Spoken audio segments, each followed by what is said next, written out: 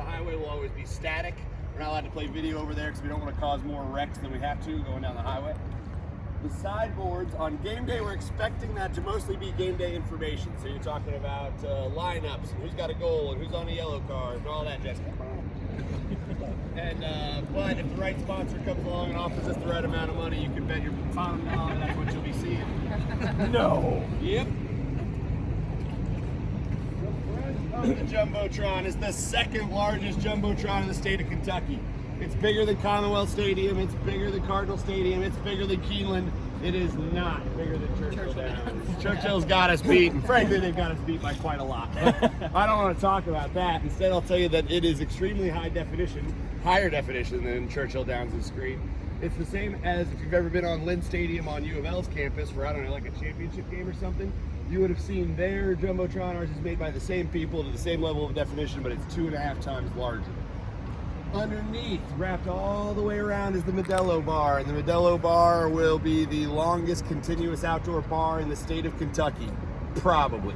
Until someone proves us otherwise. It's the longest outdoor bar in the state of Kentucky. We're really proud of it. We think it's going to be a popular spot. It's going to have taps and registers all the way around. We got these 2 horseshoe things we can push up to the sides to make it even longer if we have to. We're excited about it. It'll be really nice for the 3,500 people out on the concourse and for the 1,300 people that'll fit right here in the waterfront supporter zone. Let's come on down to field level.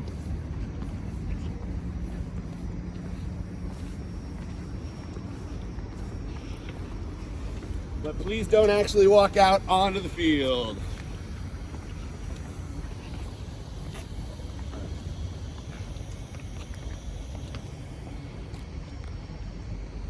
A couple of things you're going to notice about our grass right away is that it's already very nice, green, and lush. We're thrilled with how our grass looks. We think that it's going to be phenomenal by the time we get to June and July when grass is actually supposed to grow in Louisville. So we're really thrilled with it. It already looks like this in the middle playing on. We asked Coach Hackworth how much grass he wanted, and he said, give me absolutely every inch of it. And so we did. He likes to play a free-flowing and attacking style of soccer. And so that's what you get. Now, if you happen to watch, I don't know, our guys win 1-0 yesterday against North Carolina, I'll tell you they play on about 18% less field than we're playing on here. And that's, we expect that to be a lot of fun. We think that it's going to create a lot of excitement and also the opportunity for a lot of goals. The more space you have to defend, the more space you can be creative in attacking. We think that it's going to be a really high-scoring environment. Now, I'm not promising you goals. I'm just telling you that's what we expect. Behind you, that's the waterfront supporter zone. It'll hold 1,300 people. It'll be home to 2 of our official supporters groups. If you went to games at Slugger, you would have seen the, good morning. If you went to games at Slugger, you would have seen Scouts' house. They're the guys in the outfield with all the flat international flags. And then we have a brand new official supporters group this year. The Sheep's Pen is going to be down there in that corner. We're excited to see what they bring to the party.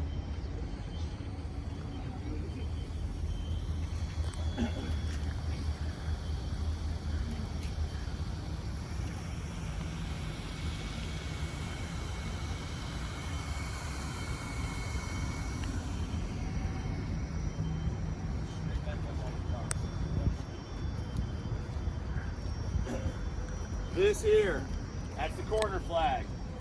Corner flag right there. Which means that anybody in the front row, anywhere in the stadium, is 15 feet away from the playing field. 15 feet is the minimum distance we were allowed to put you, and that's how close we put you, 15 feet away.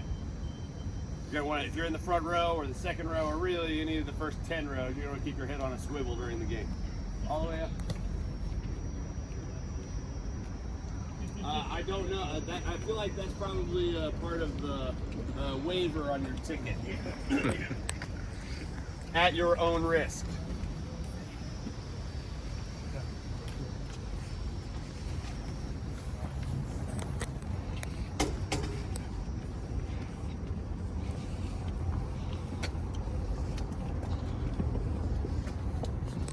About 25,000. We got bathrooms for about 25,000 people. But Evan, you just got done telling us that 15,000 is a sellout. That's true for a soccer game. For a concert, we can get about 25,000 people in here. So you have to have enough bathrooms for the larger event, which means on game days we should be in pretty good shape. Unless all of you choose to use the same 3 bathrooms, and we can't really do anything about that.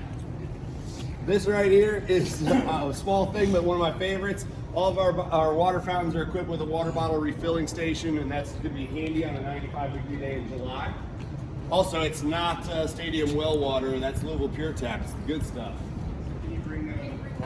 That's going to be a decision made by ASM Global, who's our facilities management firm. All season ticket holders in about the next week and a half to 2 weeks are going to get a stadium code of conduct notice so that you know what you're allowed to bring in, what you're allowed to do when you get here. Also, you're going to get a pricings list for standard concessions. So all the stuff we know will serve every week, you're going to get a pricing list that talks about that. One of our 4 signature bars. We've got a signature bar here. You can see one all the way directly across from us. There are another 2 down on that end. They're equidistantly spaced from each other. All of our signature bars are owned and operated by a different alcohol brand. And so that means that at their bars, they'll be able to serve drink specials you wouldn't be able to get anywhere else, signature cocktails you wouldn't be able to get anywhere else, and also they get to decorate it how they want. So while we do fancy announcements for this sort of thing, and I can't tell you who owns what, I can tell you that if this happened to belong to Maker's Mark, that they would be able to dip everything in wax. Then they'd be able to have Maker's Mark Old Fashions that you couldn't find at any of the other bars around the stadium or whatever. They weren't thrilled to be in the Fifth Third Club. This is the Fifth Third Club. We're really thrilled with how this has turned out. So the Fifth Third Club is for club seat holders only. So anybody who has club seats, they'll be able to come in here and all their food and beverage is free. And by free, I mean they already paid for it. We have 418 club seats. We sold out all 418 club seats. So that means we won't even sell single game access to this room because the maximum capacity in this room is 420. So the ways you can be able to get in here if you don't have club seats are twofold. The first of them is, as season ticket holders, you all bought 17 regular season tickets. That's what you got when you bought your tickets. We play more games than that. We also play US Open Cup matches, hopefully some playoff games, definitely some exhibition games. Club seat holders will have the option to be able to opt in for those games and have that be part of their ticket package also and pay per game. If they choose to not come to some of those games though, we'll have a waiting list created for season ticket holders for anybody who wants to, on a single game basis, opt into those seats.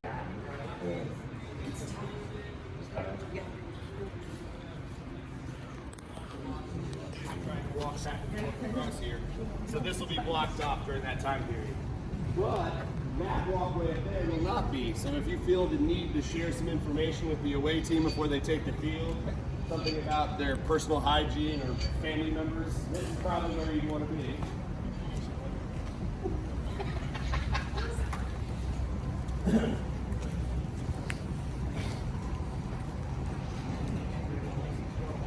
And then they'll take the field. Now obviously currently this is concrete. Concrete plus rain plus cleats is a bad combination, so they'll be putting something non-slip on over the top of these stairs before they actually get out there. So this is the field. There's the away team's bench. Ooh, there's the home team's bench. Yay! This gentleman here is standing about where we expect Coach Hackworth to be doing most of his coaching for the season, so if you got any technical soccer questions, please ask him. You can hear what sounds like a vacuum cleaner under here. That's because it's still cold this morning, and we have what's called a sub-air system, which are these giant metal pipes that run all the way underneath the field, length and breadth of it.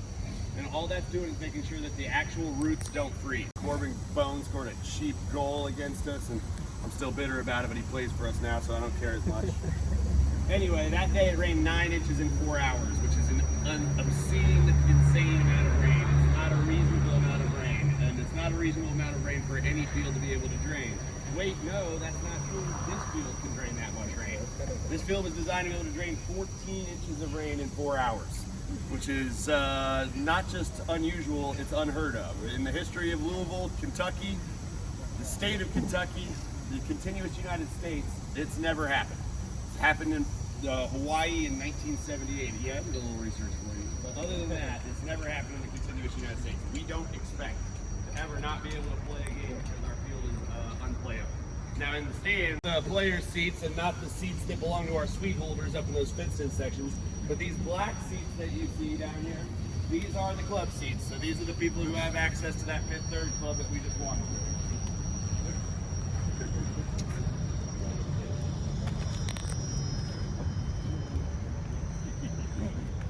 Alright, so now what I'm going to have you guys do is I'm going to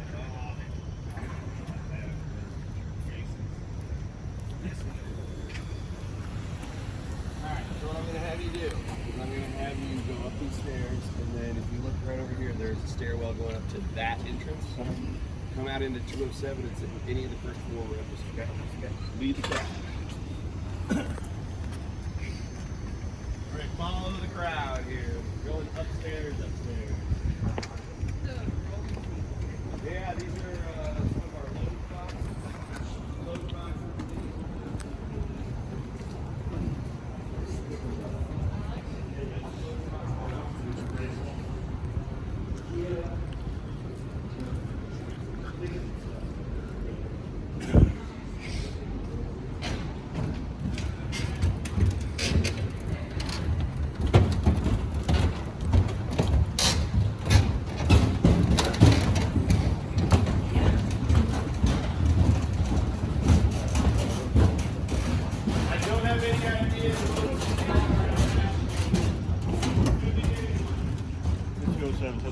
Yep.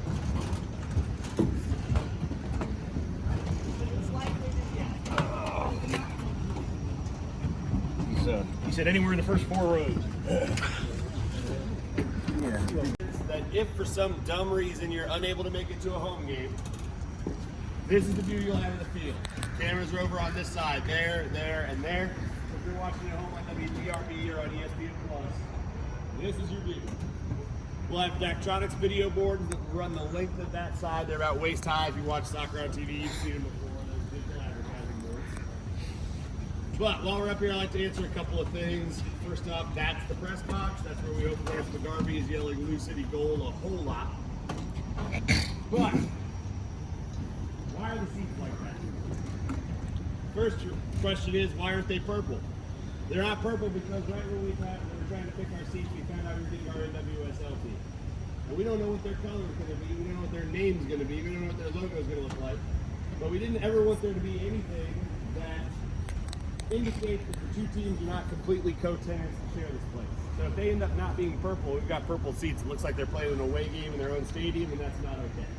So we went with something neutral gray, so that if it happens to be a part of their palette, great. If it doesn't, no big deal, it's gray. But why are the seats different colors, and why are they not at least symmetrical or in some sort of a pattern? The answer to that is twofold. The first is, if you've been over to Cardinal Stadium lately, you've been able to say, that's an old seat, that's a new seat, that's a faded seat, that's a broken seat. Those have been replaced, those haven't, those are in the sun, those aren't. That will not be the case here. Because they're already all slightly different colors, it's harder to tell when we have to replace one, it's harder to tell when they start to fade, it's harder to tell when we have to make some changes. So that's part of the reason. The other reason is, it's harder to tell, especially on TV, if we have empty seats. So we've got a big block of seats that are all one color, it's easy to look at it and go, there's nobody sitting there. They look like this in your brain. The human brain goes, is that a person? Is that a t-shirt? Is that a jacket? And then they change the view and you forgot what you don't care anymore.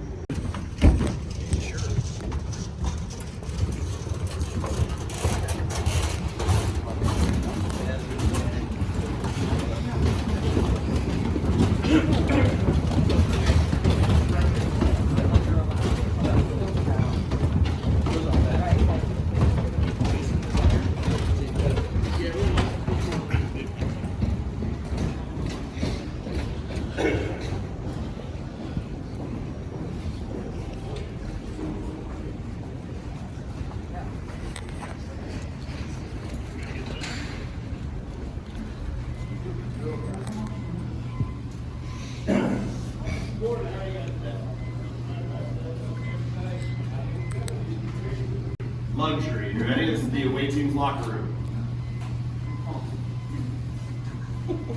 Feel free to file all the way into the back and check out the bathroom if you choose. The bathroom back there, if you've ever wanted to shower with 8 other people, this is the place to do it.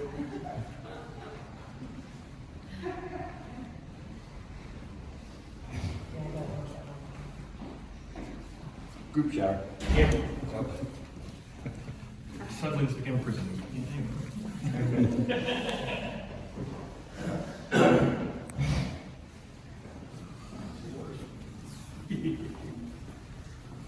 We aim for a specific level in the away team's locker room, which is not so nice that they're happy and comfortable, but not so bad that they're already angry at us before they take the field. That's the goal, and we think we really nailed it with this.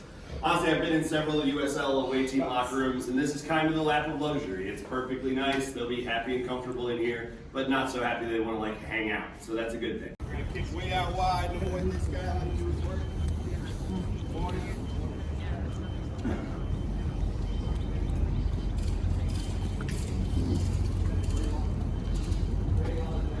Purple lot is where we park. I'll show you a whole lot here in a minute when we do our parking conversation.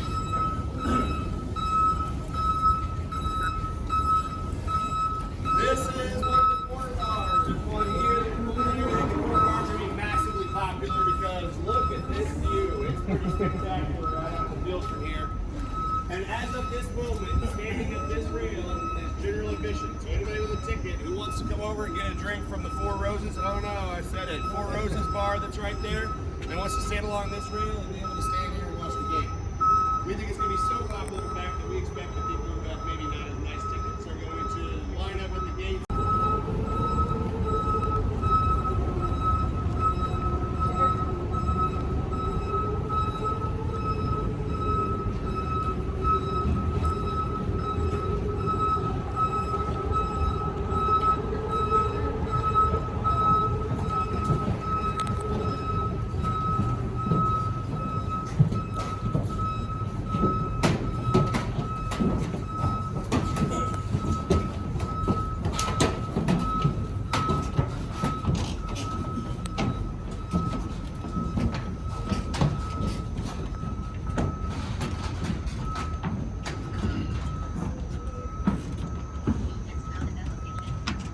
You are now in the Butcher Town supporter zone. Butcher Town supporter zone.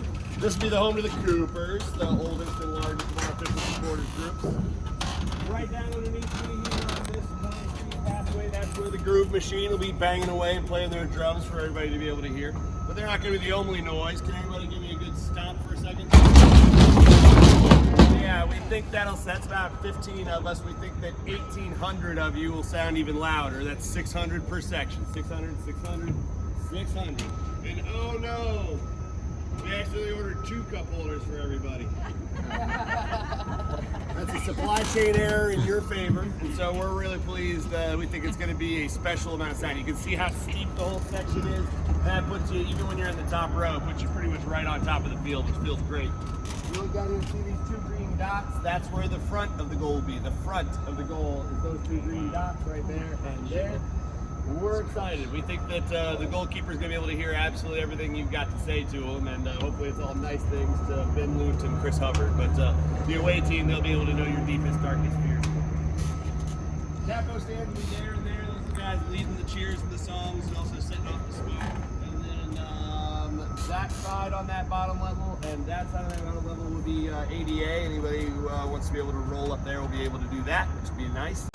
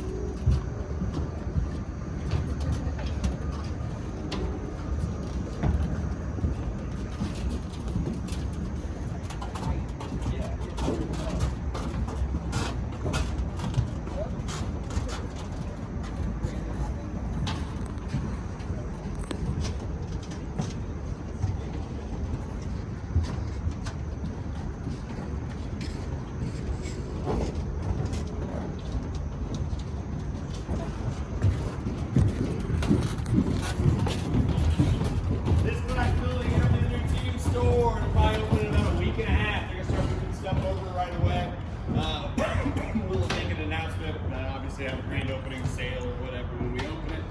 It'll be open soon. We're excited about it. We open on game days from outside, from inside, and the rest of the time we open the same hours the 4th Street Live Store used to be open, so you'll be able to come in here anytime you like.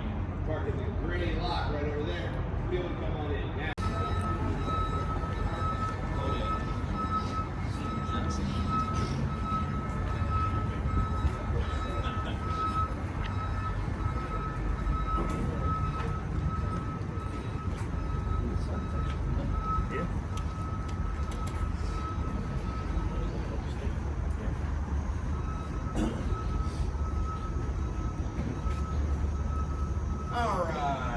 I bring everybody over here because we believe that this is going to be the standalone pizza spot, all right? So you'll be able to get pizza pretty much anywhere around the stadium, any of your concession stands, and we think this is the standalone spot.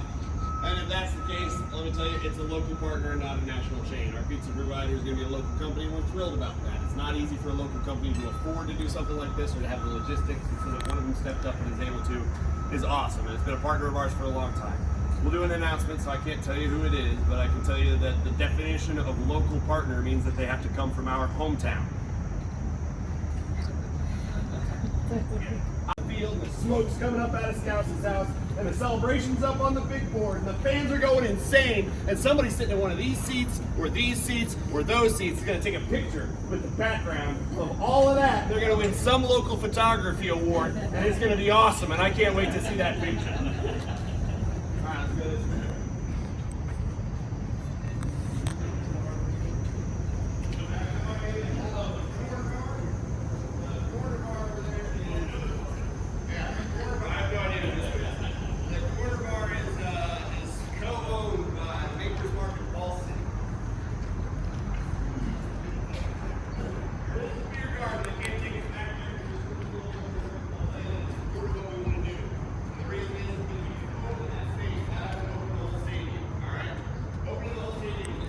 Between security and cleaning crews and staffing it and just the electricity to turn on the lights. And we can have events out there for about 500 people. Now I don't know what the whole thing is important. But why would we want to? Well, first off, this concession stand and the concession stand next to it open to the outside. This bathroom and the bathroom that's on the other side open to the outside. So we'll have facilities even while we're out there. But still, why would anybody want to be out there? The answer is there's a giant movie theater sized TV bolted to the wall right there. So as we work with the city about getting permits because of the highway, and we expect to have them reasonably soon, we think that we're going to be able to have some really cool watch parties and movie nights. And I hooked my Xbox up and it works, and so we'll be able to have some FIFA tournaments out there. But at the very minimum, we're really excited about the idea that it'll be a cool ass place if you don't feel like doing the full-on tailgate. If you don't want to get here 4 hours early with your tent and your chairs and your cooler and your grill, you just want to walk up in 45 minutes, an hour before the gates open, be able to get yourself a beer and a hot dog, you'll be able to do that. We think that's a really cool notion.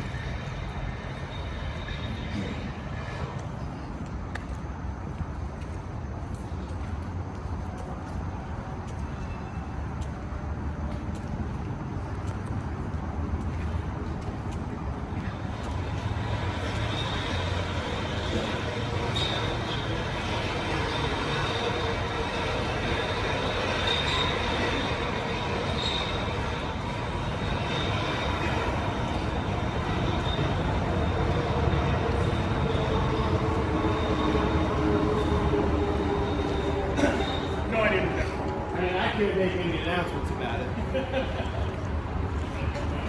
And also, that's a complicated word to read. So.